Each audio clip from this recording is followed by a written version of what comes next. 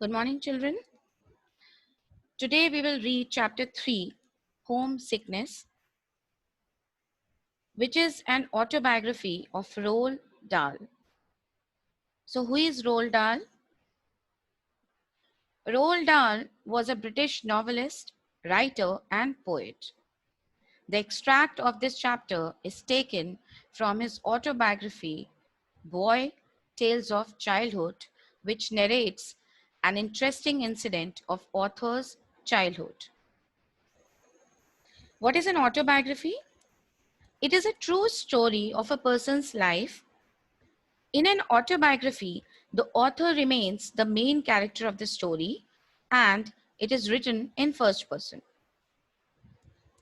Before starting the chapter, let me brief you now about the story.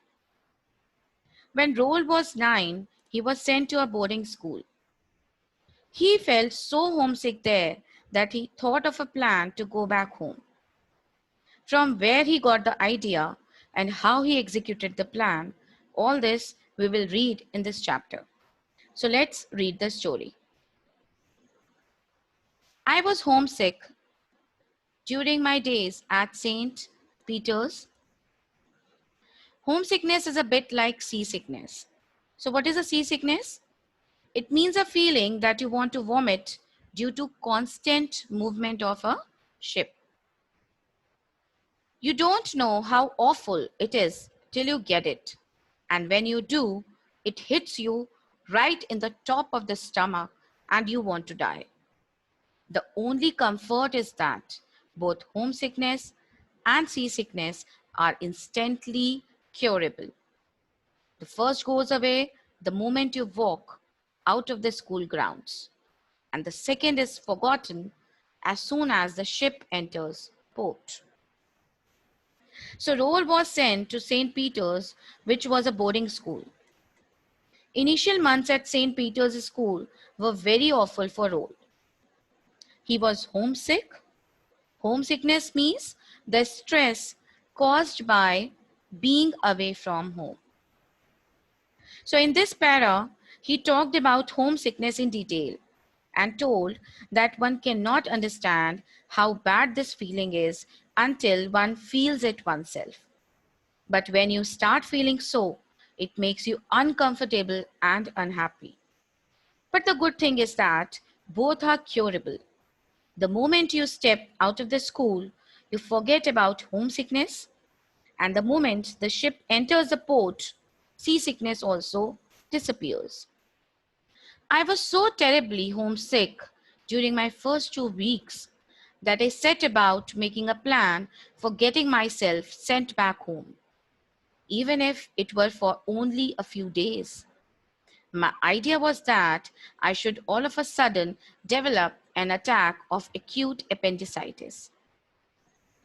Appendicitis is a condition in which a small organ attached to the intestine gets infected. So Roald was eager to go back home, even if it was for a few days. He made a plan to pretend as if he had appendicitis. You will probably think it's silly that a 9-year-old boy imagined that he could get away with a trick like that. But I had sound reasons for trying it. Only a month before, my elder sister had actually had appendicitis. And for several days before her operation, I was able to observe her behavior at close quarters. Close quarters means it is a phrase, it means very closely. I noticed that the thing she complained about most was a severe pain down in the lower right side of her tummy. As well as this, she kept being sick and refused to eat and ran a temperature. So he continued by saying that people may think that how a 9-year-old could make such a plan, but he justified it by adding that he had very closely observed his sister when she had appendicitis, and so he was completely aware about what exactly happens in it. Ran temperature means to have high temperature. He also had seen that his sister refused to eat anything during that time, and she had high fever. You might, by the way, be interested to know that this sister had her appendix removed, not in a fine hospital operating room full of bright lights and gowned nurses, but on our own nursery table at home by the local doctor and his anesthetist. In those days, it was a fairly common practice for a doctor to arrive at your house with a bag of instruments, then drape a clean sheet over the most convenient table and get on with it.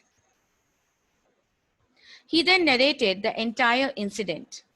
He told that his sister got her operation done at their home instead of any hospital, as during those days, doctors used to treat patients at their home. On this occasion, I can remember lurking in the corridor outside the nursery while the operation was going on. My other sisters were with me, and we stood there spellbound, listening to the soft medical murmurs coming from behind the locked door and picturing the patient with her stomach sliced open. We could even smell the sickly fumes of ether filtering through the crack under the door.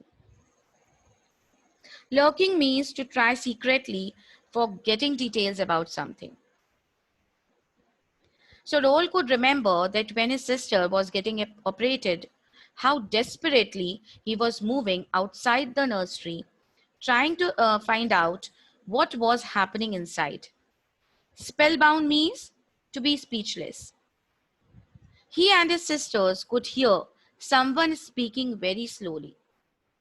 They could also smell the ether and imagined that their sister might be lying on the table with her stomach sliced open. The next day, we were allowed to inspect the appendix itself in a glass bottle. It was a longish, black, wormy looking thing. And I said, "Do I have one of those inside me, Nanny?" Stock, sorry. So in this para, we also get to know that they had a nanny who was responsible to take care of all of them. Next day, when he saw the appendix, which was looking like a black worm, he asked his nanny if he also had one inside his stomach. "Everybody has one," Nanny answered. To which she replied that everyone has one. "What is it for?" I asked her. Then, out of curiosity, he again asked, "What is the use of that?" "God works in his mysterious ways," she said, which was her stock reply whenever she did not know the answer. Stock means here same reply or usual, every time, same reply. So whenever his nanny didn't know the answer of any question, she used to give the same answer, that God works in his own way. "What makes it go bad?" I asked her.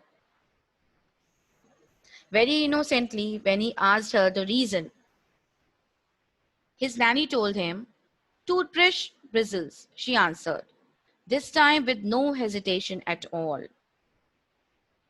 So, Nanny answered him that all this happened because of toothbrush bristles.